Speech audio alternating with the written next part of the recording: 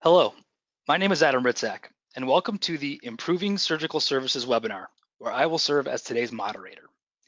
For those unfamiliar with HealthLinx solutions, we deliver nursing and service line transformation and sustainable results for hospitals desiring elite performance in key areas like RN engagement, patient satisfaction, quality, and meeting and exceeding benchmarks for high performance in a service line. Before we get started, I'd like to run through a few logistics. First, this event is being recorded, and we will send you a link to the recording shortly after the webinar concludes. We encourage you to participate with questions, polls, and comments throughout today's presentation. You can use the question and answer panel in your GoToWebinar player to share at any time during the webinar. Finally, you can go to the handouts section to find the PDF file of today's slides available for download. With that said, I would like to introduce our featured speaker for today. Darlene Smook serves as a Vice President of Leadership Excellence at HealthLinx. In this role, she uses a collaborative approach to healthcare project management, inspiring partnerships with healthcare executives and organizations across the nation. Her ability to cultivate effective operational relationships with key decision makers and professional leaders provides considerable value to the success of healthcare organizations and ultimately to the delivery of safe, quality patient care. And now, here's Darlene with today's presentation. Thank you, Adam. Well, welcome and hello to everyone joining us today. Having spent many years of my nursing career as a leader in surgical services, I am so pleased to be presenting on this topic with you all today. So welcome to our webinar titled Time Out, Improving Surgical Services Performance is a Necessity. Just as every surgical procedure begins with a timeout, where ideally each and every member of the team pauses to focus and confirm accuracy of patient identity, surgical site, and planned procedure, it is our hope that the information shared today encourages you to pause, reflect, and assess your need to focus on and fully support overall performance within surgical services. As important as performance journeys are, it's critical to set up and build your process for success. To that end, we'll be discussing some tools and recommendations to enable a strong start. More specifically, and to accomplish our set objectives, we'll take a look at the performance journey S-curve, allowing you to answer the question of where are you specifically on the journey, identification of obstacles that are impeding performance, asking and answering those tough questions. We'll look at initiating breakthrough performance, goal setting for continued performance, and finally, tools to track outcomes. Before we get started and I move on, I want to learn a little more about our audience today. Please answer the poll question which we are launching regarding your current role within your organization. Please describe your role in your organization as CEO, CFO, COO, or CNO, director, nursing manager, or other. Please respond now.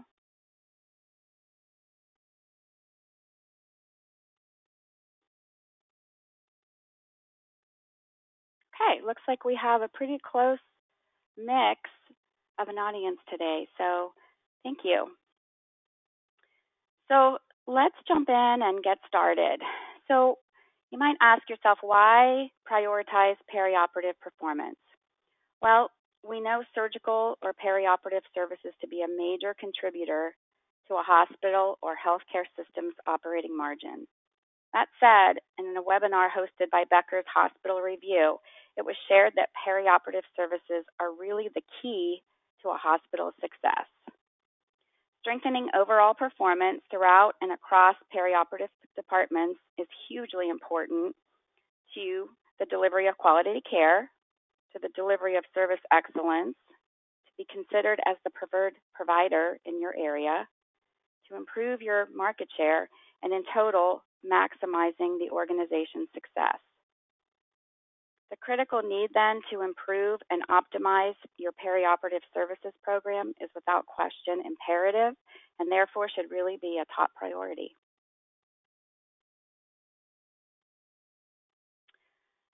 So the whys have it. You have many reasons to embark on this journey, and you are committed to engaging in and supporting a performance improvement journey within surgical services. So you're likely asking yourself at this point the obvious questions. Now what? Where do we begin? And most importantly, how do we begin? Well, the simple short answer is to do a quick assessment and begin with the facts.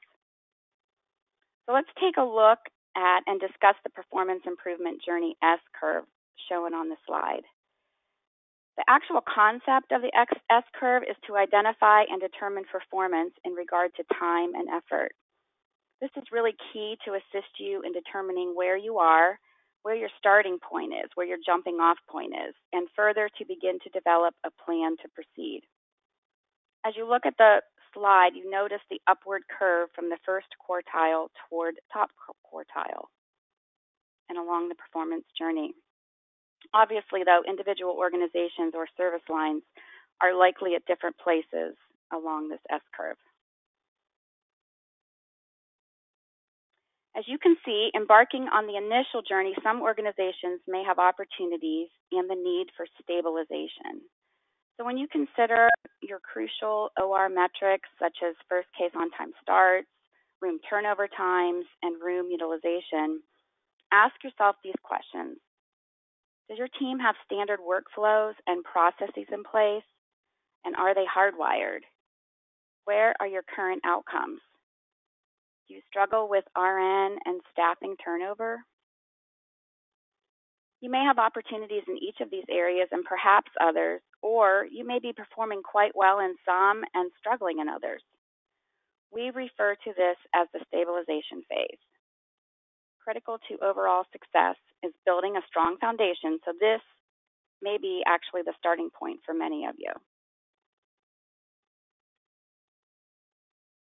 Next, we move into the process refinement phase.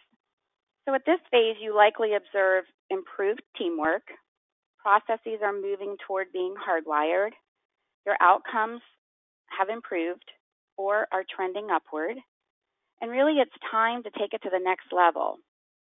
It is here that we assess things like physician and surgeon satisfaction, we look at service line specialization, and begin to consider volume and growth opportunities. The service line is prepared to raise the bar, and action plans and initiatives are more strategic versus stabilizing in nature. Again, this is the process refinement stage. Finally, we look at long-term refinement. In this phase, you would consider or expect your team to be solid. You have workflow and processes that are consistent. OR metrics and outcomes are at or trending to top quartile. The team works to mitigate and overcome challenges. At this level, you observe best practice, engagement, satisfaction, and high performance overall. So where do you believe your surgical services department to be? Are you in the stabilizing phase, the refinement phase, or the top quartile phase? It's important to note here that the timeline journey from one phase to the next and in total may vary significantly from organization to organization.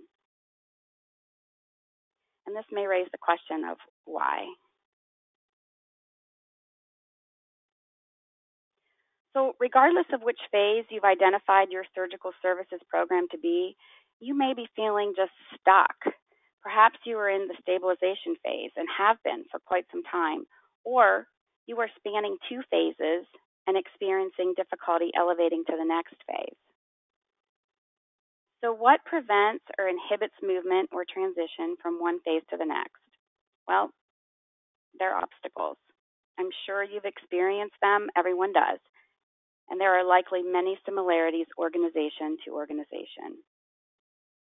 With that, and before we discuss specifics, I'd like to hear from all of you again. Please respond to the poll question being launched. Specific to your surgical services program, where have you experienced the most challenging obstacle?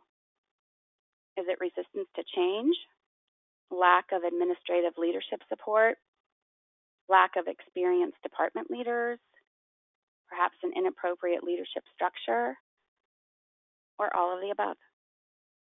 Please respond now.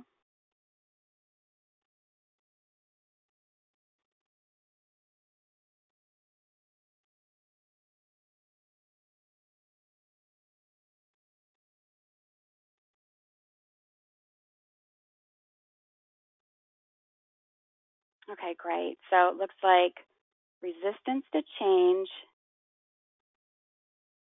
is really higher than all the other areas.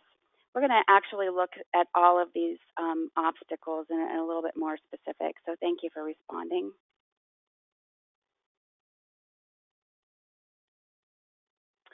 So considering obstacles, hurdles, roadblocks, let's spend a little time just discussing each of these obstacles to performance improvement within surgical services.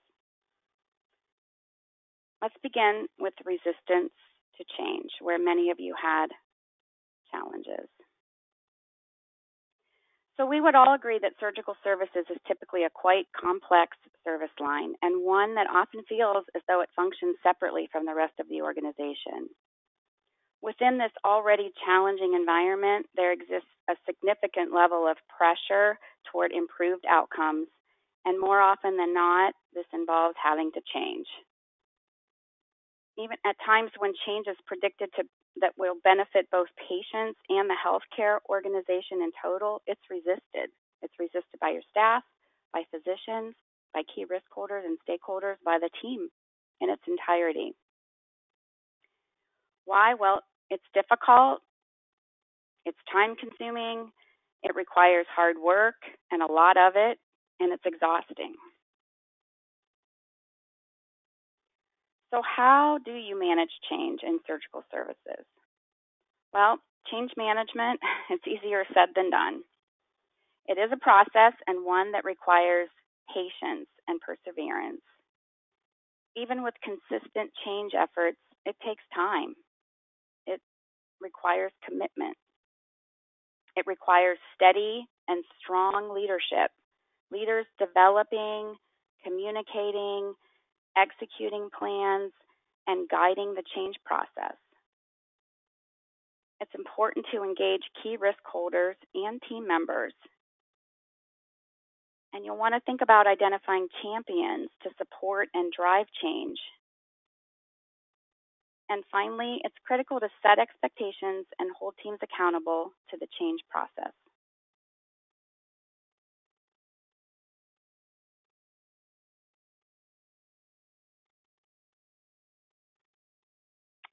So taking a look at another change, lack of administrative leadership support, another obstacle.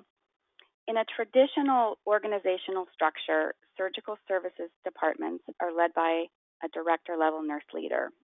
This nurse leader typically has a rather expansive scope with a wide range of responsibilities. So I'd ask you to ask yourself some questions in gauging your level of administrative support. Is your surgical services leader set up for success? Surgical services leaders are charged with developing high-performing teams, executing quality performance and outcomes, efficiency, and delivering service excellence, yet their level of authority as a decision maker is variable. So asking yourself this question, do your surgical services departments have appropriate goals? And does your surgical services leader have limited authority? Is there an awareness among senior leaders regarding status of OR metrics, flow, throughput challenges, staffing concerns? Asking yourself, can you speak to the current state of surgical services? Oftentimes, administrative leadership react to the most vocal surgeons and staff, and in doing so, misalignment is introduced, leaving the director feeling defeated, frustrated, and having lost credibility. Do you believe there to be alignment between administrative leadership and the surgical services leader?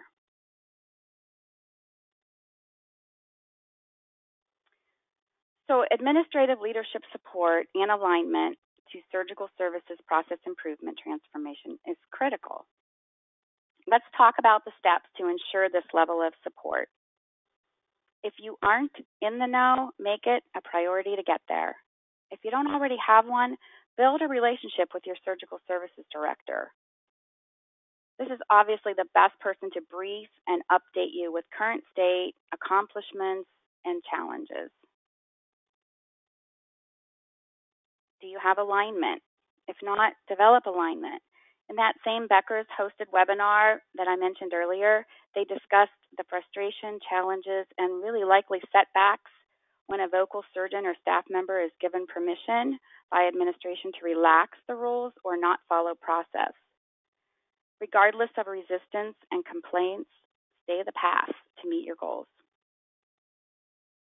Develop a team leadership approach. You can name it or call it what you'd like. However, this is really a surgical services operations committee. It's made up of key risk holders and should ideally include representatives from the following areas. We look at surgery, considering your chief of surgery and the department chairs. From administration, your CEO and or COO and CMO. The anesthesia department representatives, and from nursing, surgical services director, and key department nursing leaders. It's a multidisciplinary committee that brings key individuals to the table, enabling collaboration and shared decision-making in addition to strengthening alignment.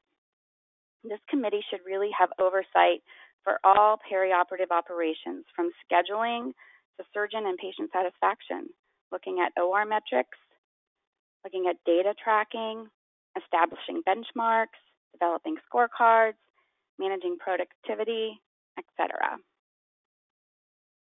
And encourage and ensure the proper chain of command. Sometimes difficult in an emotionally charged or heightened conversation, however, hugely important to display your trust and confidence in your surgical services leader.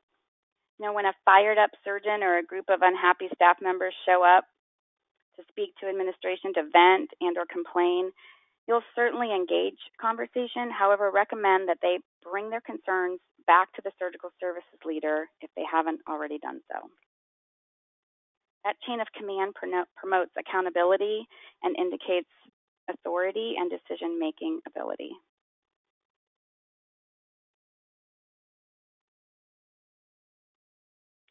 So let's turn to the next obstacle, potentially impeding your overall performance. So it's no secret that leading in surgical services is extremely challenging. It's a complex, constantly changing environment with many moving parts, and the need to have well-experienced leaders is crucial. So ask yourself more tough questions. Do you have the right leaders in place? Are your surgical services leaders a strong cultural fit? Business News Daily believes that cultural fit, although difficult to define, everyone knows when it's missing. They see it as employees' beliefs and behaviors that are in alignment with employers' core values and company culture. Do your leaders have the necessary intangibles? Based upon your culture, do they have those soft leadership skills to be successful? Are they productive and effective leaders? Considering the performance S-curve that we looked at earlier, are they advancing the team in total? Do they have knowledge of best practice, and are they able to execute best practice? And finally, are they engaged? Leadership engagement is crucial for success in an environment of rapid change.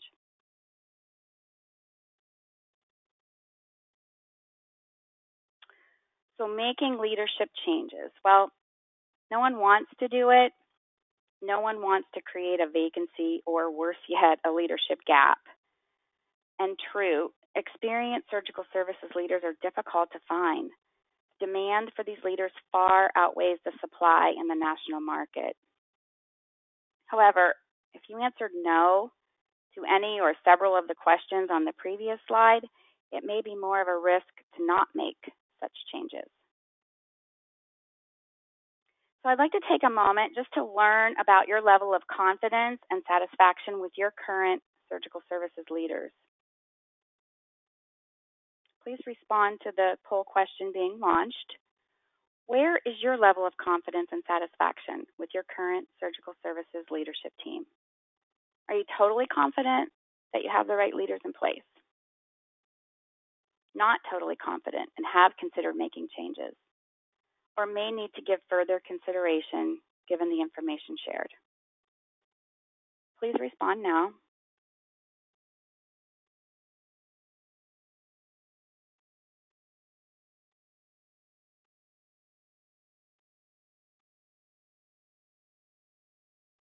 Okay, so again, we have 46% totally confident and kind of equal on the other areas. Not totally confident, consider making change, and may need to give further consideration. Okay, good. Well, the good news is that if you're thinking about considering leadership changes, there are leadership solutions out there. Explore your options and develop a plan. So recall our earlier look at the performance S-curve, which enabled you to determine and consider the current state of your surgical services department and further to forecast a desired performance journey. Next, we outlined the potential obstacles that may impede performance and finally discussed actions to overcome these obstacles. Successful mitigation of these risks can and will clear a path for breakthrough performance. So we are making progress. With the cleared path, we are able to envision our destination. We have and feel some organization, we have clarity, and we are now prepared to develop our roadmap. So it's really time to focus the efforts of your surgical services team on your performance journey. I would encourage you to look to the work from your surgical operations committee that we discussed earlier to identify deliverables and goals and further to prioritize them.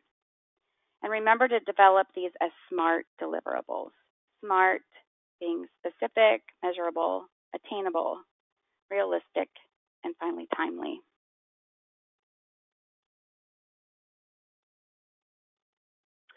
I've included a sample dashboard of deliverables that was built with SMART goals. So while this particular dashboard lists typical OR metrics, you'll want to customize to capture those deliverables pertinent to your surgical services program. But notice as you look across the dashboard listed, notice the measurement column, the time frame, the next column looking at approach and tactics. This is where you can make changes and edit along the process if you need to course correct.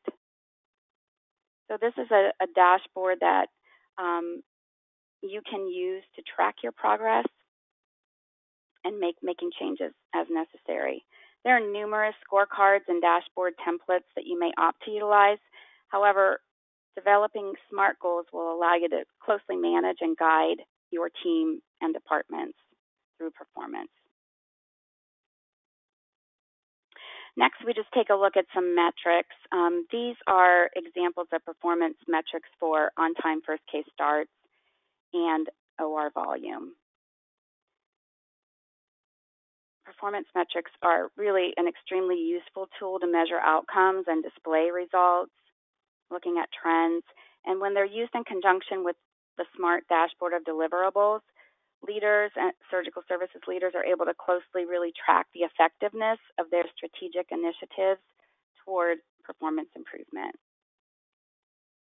I would also recommend sharing not only with leadership, but frontline staff as well.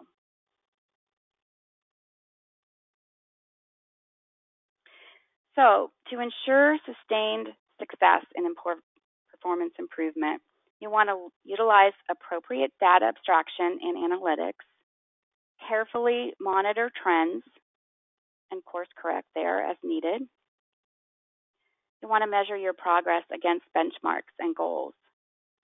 Communicate updates frequently, and of course, celebrate your successes along the way.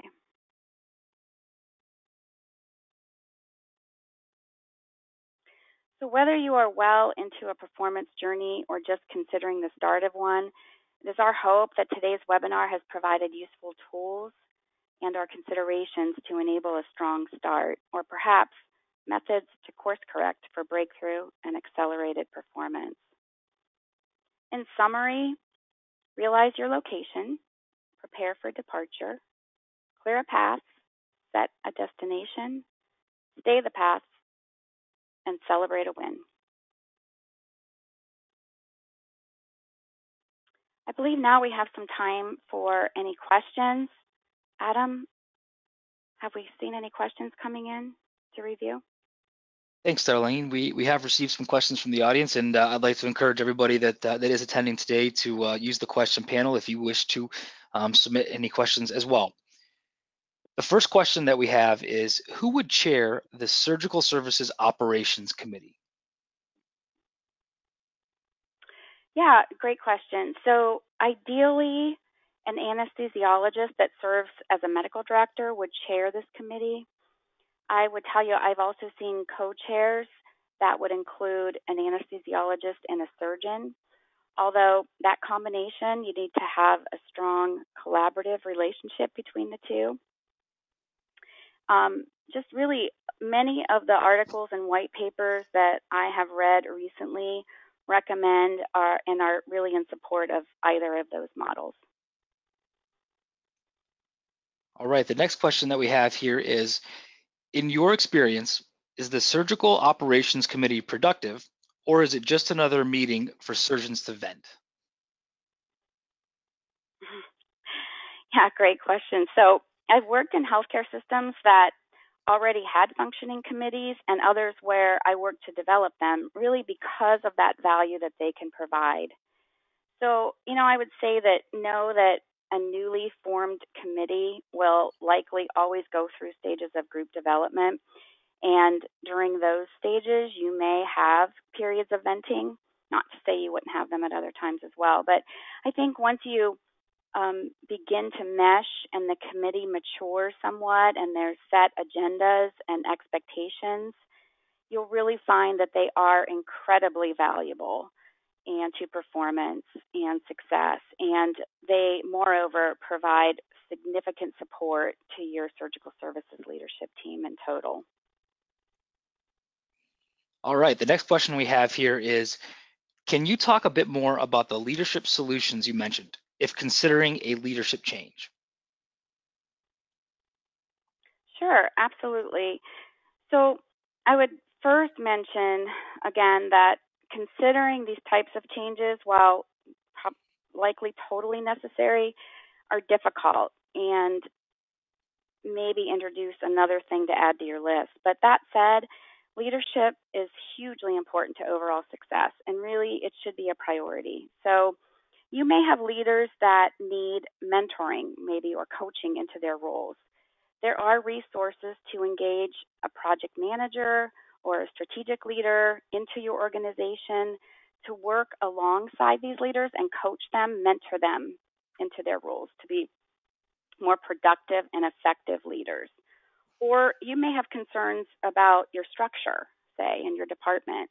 Well, there are also resources that can come in, make an assessment, and offer recommendations for improvement. Probably most often, though, units or departments are just plain underperforming, and a leader change is really critical. So also know there are resources to fill those gaps with either interim or more transformational leaders that are really working to improve outcomes. And then obviously there are resources to assist with permanent leader acquisition if that's something that you need as well. Okay, thanks. The next question that we have here is, once data is presented, how do you move administration and physicians away from blame towards effective change? How is this culture obtained? Yeah, so that's a great question, and this is an area that you would definitely look at during your surgical operations committee meetings. I would say from experience, we obviously blinded some more specific data, but it did allow us to show some nice trends. And I think that, again, at that point, probably allowing some venting, a little pushback, really before you kind of drill down to that root cause. So why are there obstacles? Why isn't the data moving? And some of them are valid. I mean, they really are. I think you just have to have an open mind. I think you have to listen to your feedback, whether it's more pushback or feedback, what have you. I would listen, be open-minded, and really come out with a plan on the other end to improve and move forward. All right, thanks, Darlene. That looks like that is all the questions that we have for today. In closing, I just want to mention that if you do have any questions regarding HealthLinx solutions or to inquire about partnering with us, please contact us by phone, email, or by way of our website, all of this information of which you can see on your screen now. On behalf of Darlene Smook, as well as the entire team at HealthLinx, thank you for joining us and taking time to view our presentation. Have a great day.